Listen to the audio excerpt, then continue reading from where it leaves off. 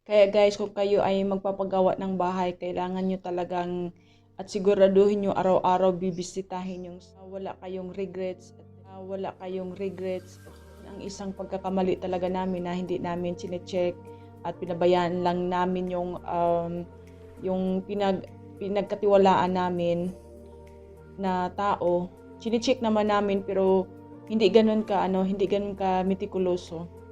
Titingnan lang namin.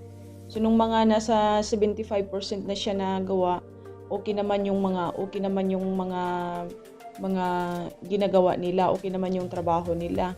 So nung nag 90% na nakita na namin, yon nagbayad na kami ng mga 90% din yung binayad namin sa labor. Talaga yung kanila sa pagpapagawa. Grabe, sobra. Mas mahal pa yung labor kaysa bahay na pinapaayos namin. Yun, nung natapos na siya, yun, binayaran namin. So, nung nagbayad na kami, syempre, wala na yung mga tao. Mahabol kasi wala na kasi may iba na rin silang project na ginagawa din. Yun, yung chinek namin after na nagbayad na kami, doon namin napansin na nakikita ang kanilang mga ginagawa, ang kanilang trabaho na hindi talaga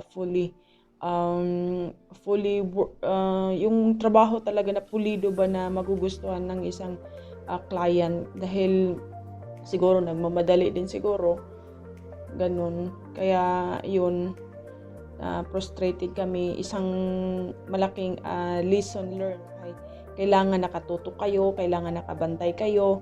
Okay naman sila sa kasi okay naman, wala naman silang sa pagkain kasi doon naman nila kinukuha, gusto nila sila na lang ang bibili ng pagkain. So, kung baka covered na yun yung hiningi nila.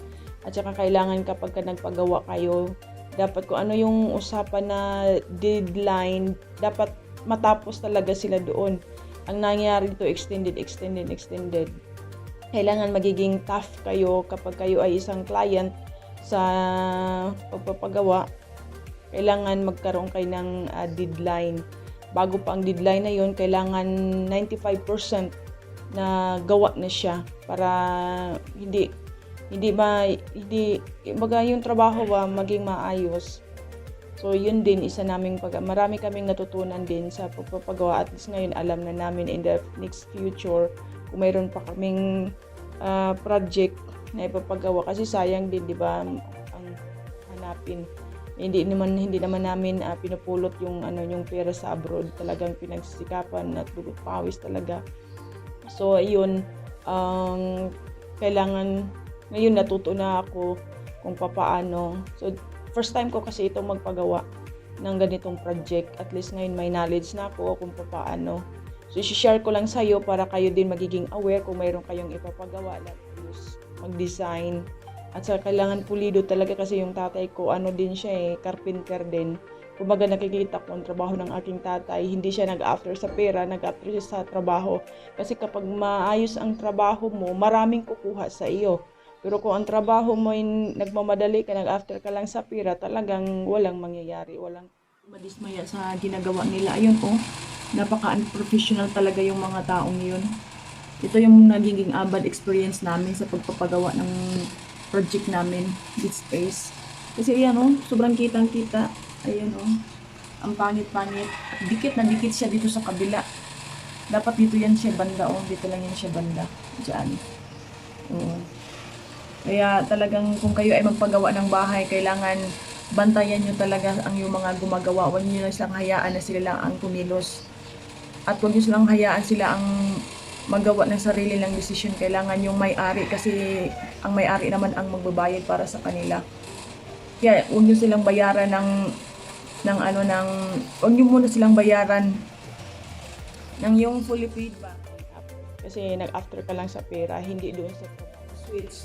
Tingnan nyo naman ang ginawa nila. Parang binaboy na nila yung bahay Yun sumobra siya. Dapat inurong nila ito dito banda. Ito dapat inurong nila ito dito. Ayun hindi siya nakadikit sa sa wall. Ayan Ayan. Kitang-kita nyo ba? Ayan siya. Dapat dito siya banda, Or dito sila magbutas. Kasi ito na yung ano eh, ito na yung tiles. Ayan oh. Ayan. Tapos kitang-kita talaga dito oh. Kitang-kita, hindi siya nakakain doon sa wall. So, napakasama nila. So, ito ang aming na-experience.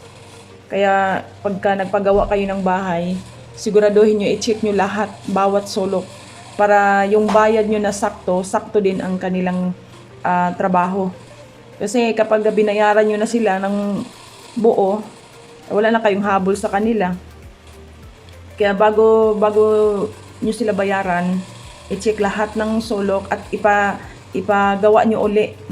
Kasi kasalanan naman nila eh. Ang usapan, maganda yung usapan. Hindi nila tinupad yung kanilang napag-usapan. Gumawa sila ng sarili niyang decision. Ay no, ang pangit to. Ayan oh. Ay ito oh. May ano sila dito. Tingnan mo oh. Ang pangit talaga. Magkitang-kita siya. Dapat hindi mo ito makikita. Ayan oh, hindi mo ito makikita.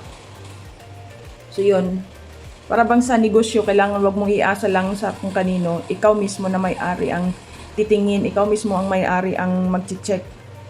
Kasi ang mangyayari niyan, palpak ang trabaho. Hindi mo talaga magugustuhan. Kaya is a big lesson. Learn.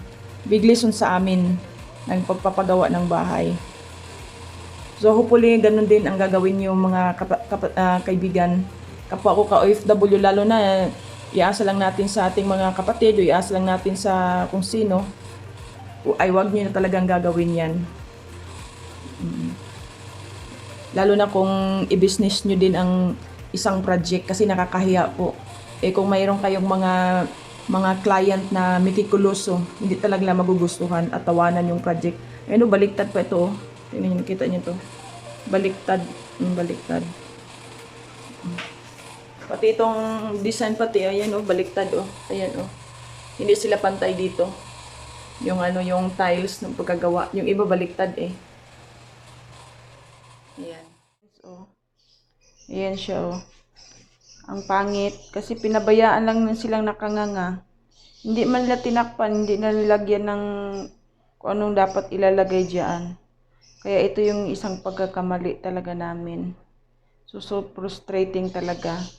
Kaya kung kayo magpagawa, ayan, siguraduhin talaga sa mga maliit na parte. Kailangan i-check talaga. Kasi grabe oh, tingnan nyo po yan. Nakakadismayado talaga ang trabaho nila.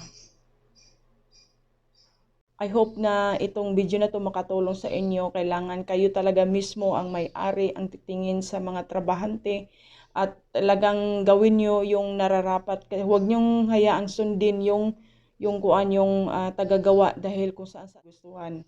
No? I hope ang video ito ay nakatulong sa inyo, lalo na sa mga kapwa ko abroad, nasa abroad kayo.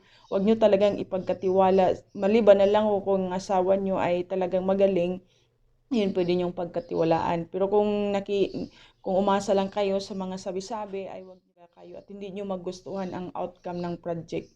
So, yun lang po. Bye-bye. God bless everyone. Please subscribe my channel. Thank you.